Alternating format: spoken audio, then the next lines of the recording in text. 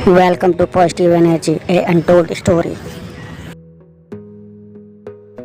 जीतने वालों को मेरा सलाम। जंगल के बीच एक छोटा सा कस्बा था, हेनरीबर्ग। यह कहानी यहाँ रहने वाले एक असाधारण बच्चे की है। जब वो 6 साल का था तो उसके पिता चल बसे। तब परिवार चलाने के लिए उसकी माँ को शहर से दूर फैक्ट्री में काम करना पड़ा। माँ का समय फैक्ट्री आने जाने में ही निकल जाता। इस 6 साल के लड़के को अपने भाइयों की देखभाल करनी पड़ती और उनके लिए खाना भी बनाना पड़ता। जिंदगी में जिम्मेदारी बहुत जल्दी आ चुकी थी और पैसों की कमी के कारण उसने 10 साल की उम्र में काम करना स्टार्ट कर दिया। 6ठी क्लास में उसने टांगों की पेंटिंग का काम स्टार्ट करा तथा 16 साल की उम्र में फर्जी डॉक्यूमेंट्स बनाकर वो आर्मी में भर्ती हो गया। 1 साल बाद आर्मी से छुट्टी पाकर उसे ट्रेनों में कंडक्टर का काम मिल गया। साथ ही इस मेहनती लड़के ने पास की यूनिवर्सिटी में लॉ की पढ़ाई भी शुरू करी। वकालत शुरू ही कर रहा था कि एक लड़ाई के चक्कर में उसे पढ़ाई और शहर दोनों छोड़नी पड़ी। अब उसके पास न कोई डिग्री थी न कोई काम था तथा पैसों की कमी के कारण वो अपनी माँ के साथ गांव में रहने चला गया, जहां उसे लाइफ इंश्योरेंस में नौकरी मिल गई। लेकिन कुछ समय बाद बॉस से लड़ाई के चक्कर में वहां से भी नौकरी जाती रही। कुछ समय बाद उसने फेरी गोल्ड नाम की एक कंपनी स्थापित की और इस जवान लड़के का काम चल पड़ा। फिर एक दिन इस लड़के को एक आइडिया आया केमिकल बल्ब बना के बेचने का। उसने अपना फेरी गोल्ड का बिजनेस बेचकर एक छोटी सी फैक्ट्री स्टार्ट करी, लेकिन फेल हो गया क्योंकि दूसरा व्यक्ति उसे अच्छे और सस्ते बल्ब बना रहा था। 35 साल का सफर, छोटी मोटी नौकरी से आर्मी, फिर मजदूर, फिर वकील, फिर बोर्ड कंपनी का मालिक, फिर बल्ब फैक्ट्री। अंत में जेब खाली और रहने को घर नहीं। लेकिन ये आदमी अजीब था, थक कर बैठा नहीं। एक टायर कंपनी का सेल्समैन बन गया, लेकिन कंपनी बंद हो गई। 40 साल की उम्र में इसने सेल के जीवन से मिला, जिसने इसके काम करने की भूख से प्रभावित होकर इसे एक पेट्रोल पंप चलाने को कहा, लेकिन डिप्रेशन की वजह से वो भी बंद हो गया। फिर उसी साल सेल ऑयल कंपनी ने दोबारा उसे पेट्रोल पंप चलाने को दिया। बदले में कंपनी को पेट्रोल की सेल का कुछ परसेंटेज देना था। उन्होंने दोबारा स्टेशन चलाना शुरू किया, लेकिन साथ में यात्रियों के लिए नाश्ता भी रखने लगे। उनमें से एक डिश उसकी फेमस हो गई और शहर के आसपास के लोग उन्हें जानने लगे। कुछ साल ये सब चलता रहा और उसने पेट्रोल पंप छोड़कर अपना एक रेस्टोरेंट खोला। अभी ये सब बिजनेस शुरू किया ही था कि अचानक एक दिन बिल बोर्ड को लेकर आपस में झगड़ा हो गया तथा उसके एक सहकर्मी की मृत्यु भी हो गई। फिर 4 साल बाद इन्होंने रेस्टोरेंट के साथ एक मोटेल भी खोला, ये सोचकर कि धंधा अच्छा चलेगा।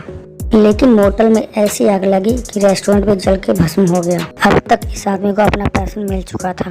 इसने एक फिर बड़ा होटल और एक रेस्टोरेंट खोला, जो चलना अभी शुरू ही हुआ था कि वर्ल्ड वार 2 के चलते मंदी आ गई और उन्हें अपना फेवरेट बिजनेस बंद करना पड़ा।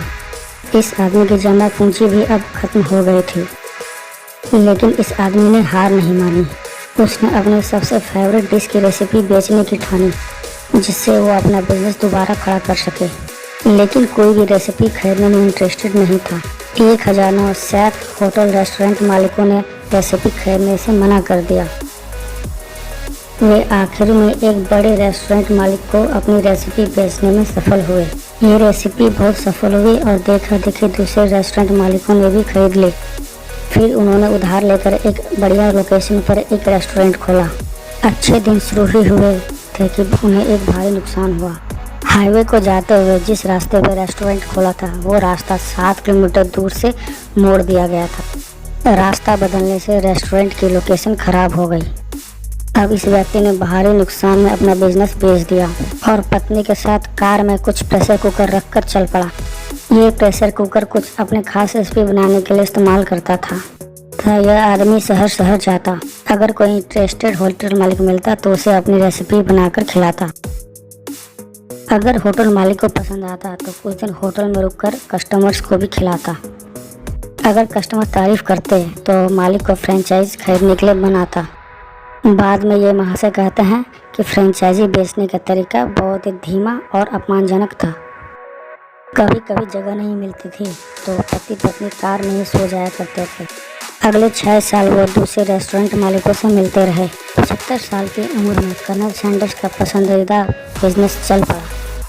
KFC वो पहली फूड चेन थी जो विदेशों में अपनी ब्रांच खोली।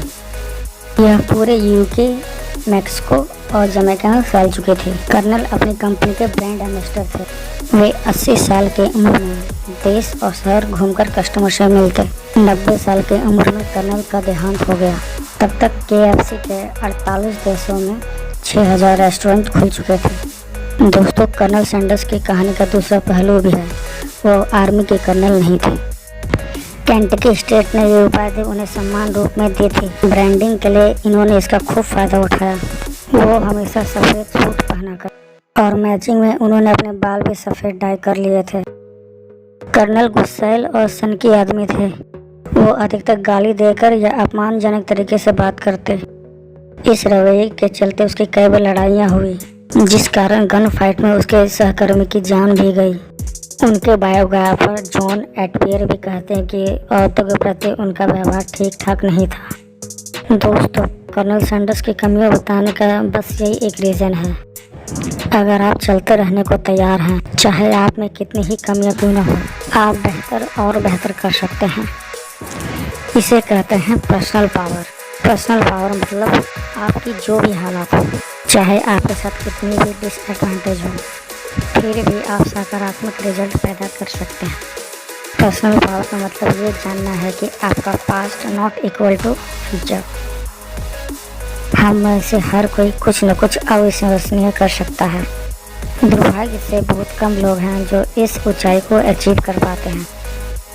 अपनी असीमित पावर को छू पाना पर्सनल पावर है। दोस्तों, कर्नल सैंडर्स बहुत अच्छे बिजनेसमैन भी नहीं थे।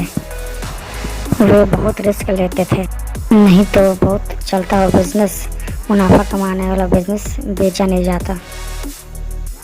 उन्होंने कम पैसों में KFC को बेच दिया।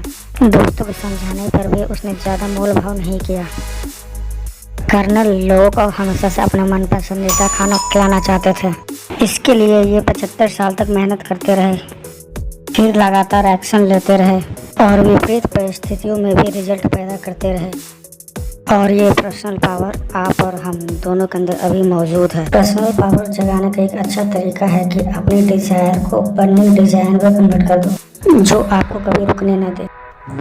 अगर आप अभी बर्निंग डिजायर पैदा करना चाहते हैं तो तत्काल पेन और पेंसिल उठाएं और मेरा नेक्स्ट वीडियो देखें। और नेक्स्ट वीडियो देखते रहिए और मैं वीडियो लाता रहूँगा।